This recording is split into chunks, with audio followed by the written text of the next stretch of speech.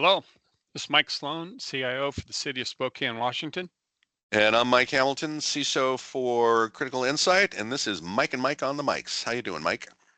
Good, Mike. And yourself? Good so far. It's Hmm. it's been a long week and it's only Thursday. I am taking PTO right after this. Got a thing coming up, and did a interesting panel a couple of days ago on unmasking the tactics of cyber criminals.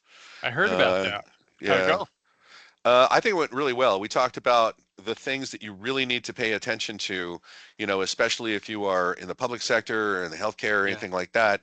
So it's credential abuse, vulnerability exploit, and social engineering, right? Not just phishing, but a whole bunch of different things. And those are really the three places to lean in Right. if you don't have a lot of money for security and you want to move the needle. So that was pretty good.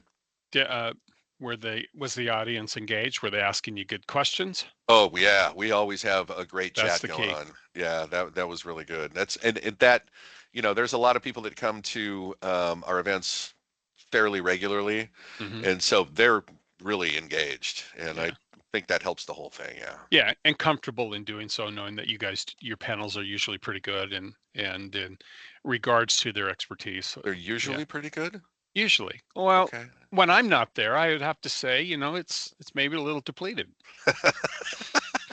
You're a good chatter too. Yeah. Yes, thank you. Hey, you used an acronym, PTO.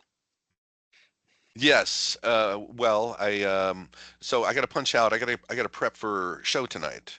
Okay, We're gonna open for this band, the Bell Rays, who's gonna open a couple nice. days later for Social Distortion in Seattle. So we're taking this very seriously, and As you which should. means I got to load up all my drums. I got to make sure everything works. I got to drag around a giant bag of money known as cymbals. All that. Oh yeah, yeah, Yeah. yeah. Okay. Well, be safe doing so. Oh yeah. Oh yeah. It turns out the venue is really close to my house. Thankfully. Well, that's tough gig then, huh? Yeah. All right. All Well, right. You want to talk about play the well news? first. Yeah, you've got a couple topics I read ahead on that very interesting. So let's jump in. What's your first one? Well, let's talk about this Columbus, Ohio thing because, this I think local governments need to pay attention to what's going on here because this Yeah, is the best example I have ever seen of doing everything wrong. yeah, yeah. You're up to speed on this story, right? Yes, Right, sir. they had a ransomware event, and what you can tease out from the details is it appears as though they were doing their own incident response. They didn't really, I don't think they called their insurance company first, like the first line of the policy says, Right, and right. they're doing their own response on this, their own forensics. And somebody convinces the mayor that the data that was exfiltrated was corrupted or encrypted or something. And so he goes out and he makes this public statement about this. Well, meanwhile, there's a researcher, we'll call him, who finds the Columbus, Ohio data on the dark web and goes, no, it's not corrupt. It's all out there. Right. They're selling it and people are buying it. And so what does Columbus do? They get a restraining order on the guy. So, you know, Hey, hey, Mike. courts do not like prior restraint. Columbus, Ohio, isn't a little rural town, No, it's about 1 million people. so And they have other issues just besides general data. They have infrastructure concerns, don't they? yeah, so that's a good point. I, I think we talked about this one time before. So this CIRCIA, Hmm. critical infrastructure reporting, cyber incident thing, whatever, from Homeland Security Right. is for the critical sectors. Well, cities do water purification, waste Yeah. treatment, communications for law enforcement, emergency management. So yeah, there's a mandatory. I hadn't thought about that. There's a mandatory requirement there for them to report to the federal government. Right. And I mean, they're creating the perception here that they're just trying to cover this whole thing up. They've been Mm. vague and defensive, and I think other cities need to watch what's going on here because there's already a class action suit that was brought by 2 police officers and one Jane Doe, and since then, the class has been expanded to include all the citizens whose data has been disclosed. So this ain't going to land in a good place. Yeah. One of the things I'm interested in, will there be a political price to pay? Right? Yeah. Is the mayor Well, going to get fired for this? Yeah, when you have a class action suit with the breadth that you just described, somebody's going to be held accountable Well, and needs to be well, I agree. And so, but politically. we, Politically, right, we have short memories, right? If it comes down to the next election, people going to remember. But if there's a recall effort, that's different. yes. But here's another key thing about this. I mean, just my mind is going on this. So, class action suit. Who is it we're suing? Taxpayers. Ourselves. But we're suing ourselves, okay? So, is it the responsibility of the taxpayers to compensate for this? Because that's where the money's going to come from. We're suing ourselves. I don't get it. This is going to and land, and and we who all need to benefits through the watch. process financially? Who benefits? Lawyers, you know that. There you go. There That's you go. and they're out there circling like buzzards, waiting for this stuff to happen. In You all know, class actions, you bet. yeah. Well, Okay. these are Well, laws we created ourselves so that we could hit ourselves with a baseball bat. It's yeah. just dumb.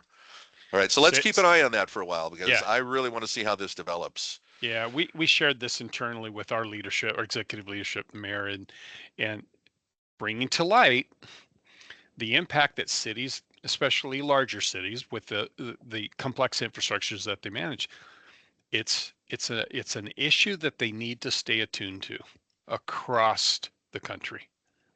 Well, you know, all you can do in a situation like that, when something like that has happened and that's a foreseeable event, you You need bet. to be transparent. That is one key thing that I think everybody should have learned from all of these events that have happened is you need to be Exactly. transparent with this. Starting with Scripps Healthcare in San Diego did an awful job communicating and they got whacked for it. Yeah. Yeah. Okay, let's move on, Mike. Moving on. Speaking of fraud, Speaking of, oh yeah, the CMMC stuff, right? yeah, So cybersecurity maturity model certification. Everybody who wants to bid on Department of Defense right. opportunities has to achieve and demonstrate a certain level of maturity in their cyber program, right? Okay. So Georgia Tech turns out gets a lot of money from the federal government to do research, and some whistleblowers tell FedGov Georgia Tech is not really meeting their CMMC requirements. And the federal government Hmm. came in and they are, what's the word? Pissed. And they're clawing back money from Georgia Tech. And here's the thing, and the interesting ethical question that I want you to weigh in on here. Whistleblowers are entitled to a whole bunch of what the government recovers, what they claw back. You know, is that going to incentivize whistleblowers everywhere to throw their organizations under the bus, punch out, take a big paycheck? Well, let's go back to what you said previously. They're just getting some of their money back. Yeah, but the whistleblowers are going to get a lot of it back. Where I mean, Yes. it wasn't their money in the first place. They had Yeah. 15 to 25% of $3 million. Chunk of That's a change. chunk of change. Okay. Yeah. And I would say, Mike, the way it's going right now, I want to incentivize whistleblowers because there's a lot against whistleblowers stepping out. Career impact, personal impact, being ostracized. There's a lot of negative associated with the whistleblower, regardless of the laws written to protect them. There's a risk. But this is true. There is also a fair number of people who absolutely hate the place they work, You and bet. if there is an opportunity to get a big paycheck that's going to, compensate them at least for, a few years so that they can punch out of the workforce, what do they care if there's a stigma around them? What if they care? Yeah, Yeah, that's a doctorate thesis right there. maybe. I'm not going to Okay. do that. That's what you should Yeah, do in retirement. Let's get a PhD. I'll put that on my bucket list. Put that on the Thanks bucket for the list. idea, Mike. Okay. Okay, I like the next one. Let's talk about Iran, Yeah. Uh, or is who it Iran? I don't know. It's Okay. Iran. It's All right. and I know that because I went to school with some very nice Persian friends. Okay. A- So Iran. And who hacked Iran's banks? Was it you? No, Somebody no. did. Yeah. So it turns out Iran had to pay I think it was $3 million, to stop what they call an anonymous group of hackers from releasing information on individual customers from Okay. the banks, right? And they did Okay. this to like 20 banks, right? This wasn't a bank. So and they're calling this the worst cyber attack the country has seen. Okay. Remember what Stuxnet was? This is not the worst cyber attack they've ever seen by a long shot. So is this real or is it a political spin? Well, I think it's What? real. I mean, the last Okay, article I read was in Politico, and they do, pretty good pretty fact good. checking and Yeah, yeah, corroborating sources and things like that. yeah. But you got to ask who are the anonymous hackers, Right. and is it real just people with skills that have been incentivized to go steal money, like we're starting to have Mhm. our own domestic problem with that, or was it a government, including us? Right. Right, there's all these destabilization efforts going on right now. There's a whole bunch of articles about Iran, how they're trying to destabilize our upcoming election and divide people and do stuff like that. Stands to reason, our defend forward policy in the DoD maybe just did a little forward defending. I don't know. Honing their skills, Mike. Maybe. I don't think we have people in uniform keeping all the money.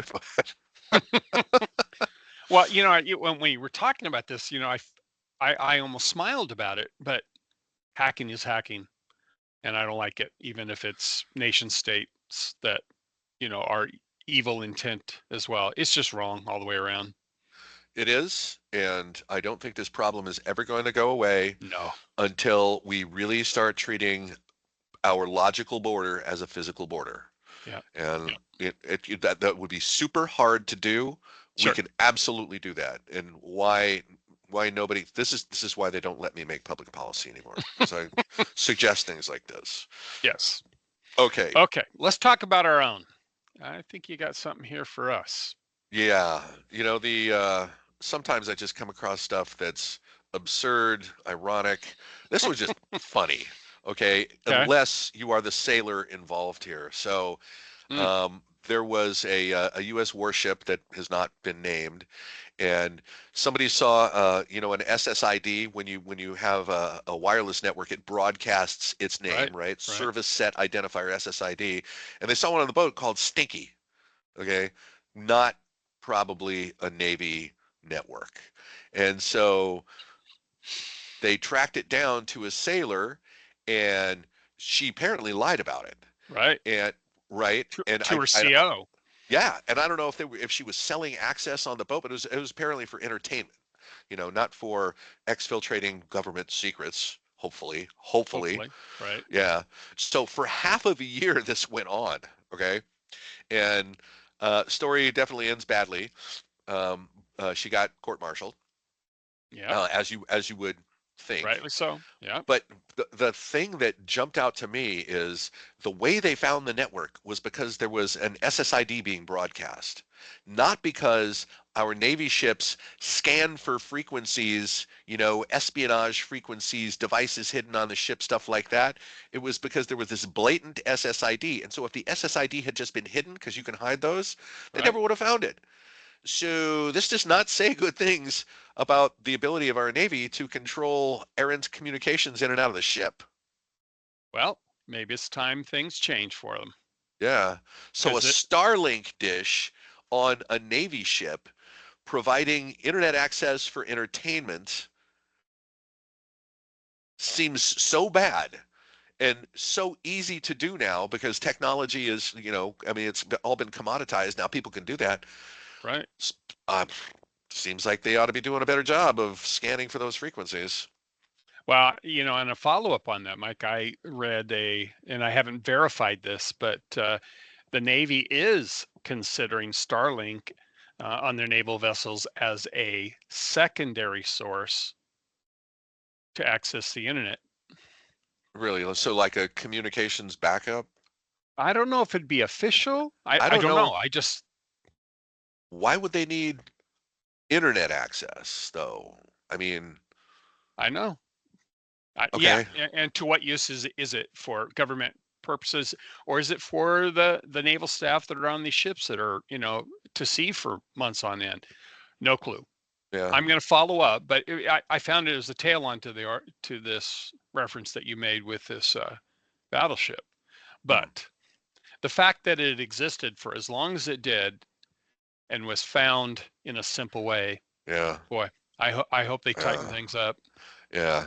I hope we haven't just disclosed national security information that's going to be used by the Iranians to get back to, after us because of the $3 million hit they just took. Well, Mike, if you have $3 million in the bank, you probably should diversify Probably. so you don't lose it. Okay, Mike. Okay, Mike. That wraps us. I think it was some really good articles. Play well tonight.